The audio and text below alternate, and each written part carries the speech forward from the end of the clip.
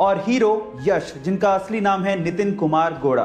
Guys, यश KGF chapter 1 के बाद रातों रात सुपरस्टार बन गए, लेकिन उनकी लाइफ का एक ऐसा पहलू है जिसे जानने के बाद आप लोगों को बहुत प्राउड फील होगा। जी हां गाइस, यश के पिताजी रोडवेज बसों में बस ड्राइवर हैं और यश का इतना नाम होने के बावजूद भी आज भी उनके पिताजी बस चलाते हैं। उनका यह कहना है कि इसी काम की वजह से यश इतने बड़े सुपरस्टार बने हैं। गाइस, उनके पिताजी का जमीन से जुड़ा होना कहीं ना कहीं यश की स्टारडम का कारण भी है।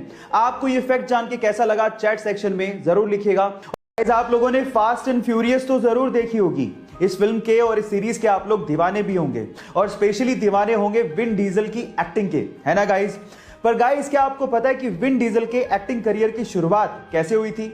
इसकी भी बहुत एक इंटरेस्टिंग स्टोरी है। चलिए मैं आपको बताता हूं। एक्चुअली जब वो 7 साल के थे तो वो किसी थिएटर में अपने दोस्त के साथ तोड़फोड़ करने के लिए पहुंचे थे, लेकिन बजाय पुलिस को कॉल करने के आर्टिस्ट डायरेक्टर ने उन्हें स्क्रिप्ट थमा दी और उन्हें अपकमिंग शो के लिए रोल का ऑफर कर दिया और इस तरह से उनके एक्टिंग करियर की शुरुआत हुई। है ना इंटरेस्टिंग फैक्ट। गाइस, आज मैं आपको फिर से एक सच्ची घटना बताता हूं। एक बार एक बॉस ने अपने ड्राइवर को देखकर पूछा कि क्या बात है, आज बहुत खुश लग रहे हो, कुछ खास दिन है क्या?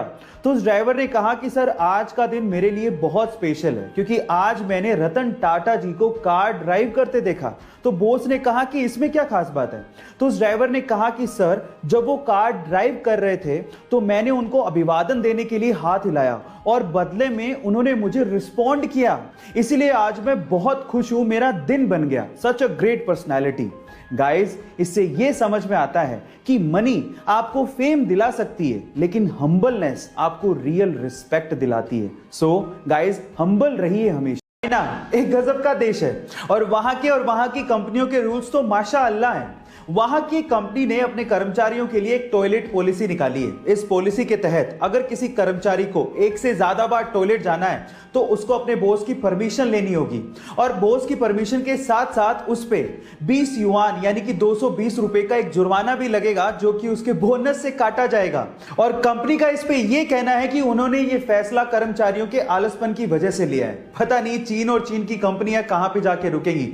एलोन मस्क, जो कि रिसेंटली ही अमीर लोगों की सूची में नंबर 1 पर आ गए थे, उसकी वजह आप जानते हैं? उसकी वजह है टेस्ला कंपनी और उसके बढ़ते हुए शेयर प्राइसेस। लेकिन क्या आपको पता है कि एलोन मस्क ने एक बार ट्वीट करते हुए लिखा था कि जब टेस्ला कंपनी के बुरे दिन चल रहे थे तब एलोन चाहते थे कि एप्पल कंपनी टेस्ला को एक्वायर कर ले, लेकिन एप्पल कंपनी के सीईओ टिम कुक ने एलोन मस्क से मिलने तक से मना कर दिया था और आज टेस्ला कंपनी दुनिया की मोस्ट वैल्यूएबल कार कंपनी है, जिसकी वजह से एलोन मस्क दुनिया के सबसे अमीर लोगों की सूची में इतने ऊपर पहुंच गए हैं।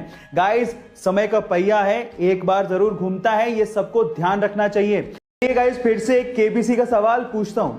आप लोगों ने नोकिया कंपनी का नाम तो जरूर सुना होगा और नोकिया मोबाइल आपने या आपके किसी फैमिली मेंबर ने यूज भी किया होगा।